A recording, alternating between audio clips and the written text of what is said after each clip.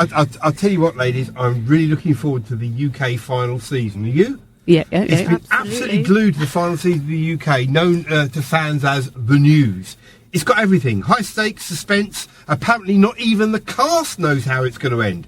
There's a clueless government, constant disaster, an opposition leader who doesn't care what happens, and even a guy called Boris liking that Chernobyl meltdown, what they did when the USSR series back in the day.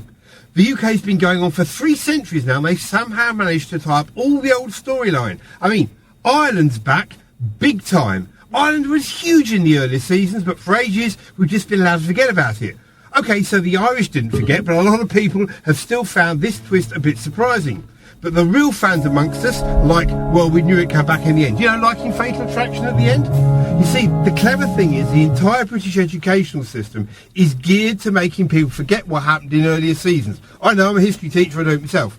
In school, it's just the edited highlights of British history. Henry VIII, bit of a geezer with his 6 knives. The Industrial Revolution, Northern Slums, still there by the way. And World War II and Spitfires, and that's pretty much it.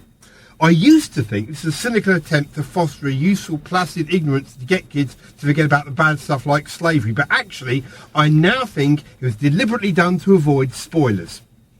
Okay, so where do these things stand for the UK right now in the story? I hear you wonder. Well, I'm wondering as well, because I haven't seen the ending.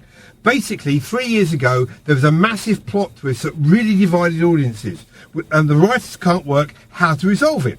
So the whole thing's just going to end. This season, the amount of fan engagement in the UK has been incredible. Everyone's been taking part. With a small number of subscribers in a ruling but minority party in Parliament, we're even able to pick the final season's villain.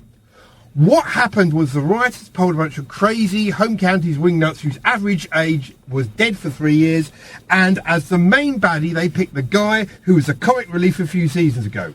The whole development has been a stroke of genius. He's even Pirro Parliament. In terms of drama, I can't wait for the autumn's finale, or fall, as the Americans say, and fall it will indeed do. Everyone's super into it, sharing the memes, arguing about the plot, not talking to relatives, writing on social media with caps lock on, the whole works. I really fear they might write out the Queen, though. She's one of my absolutely favourite characters. But there's a constitutional crisis. She's the symbol of the whole UK. So narratively, that's like an open goal waiting to be taken by the writers. Okay, people might say I'm willfully interpreting the UK to distract myself from a genuine real-life catastrophe, but let's face it, it can't be real, can it? A rich country whose wealth has been built on English upper-class entitlement, imperial, Hubian, racist exploitation for 300 years, finally brought down by those exact 3 traits, in a manner that's ridiculously ironic to anyone who's even read the slightest amount of history, like I have. That would just be too unbelievable, but it's true. If this were real and not all a bad dream, it would mean the country I love is in the middle of a gigantic, self-inflicted midlife crisis in peacetime. And my mum might not be able to get her insulin anymore because some posh cretin wanted to be Prime Minister, and rural inbreds who've seen far too many old black and white war films don't like their dentist being Polish. Thank goodness it's just cracking telly, not at the end of the day real, and I can't wait to see what happens next on the UK finale.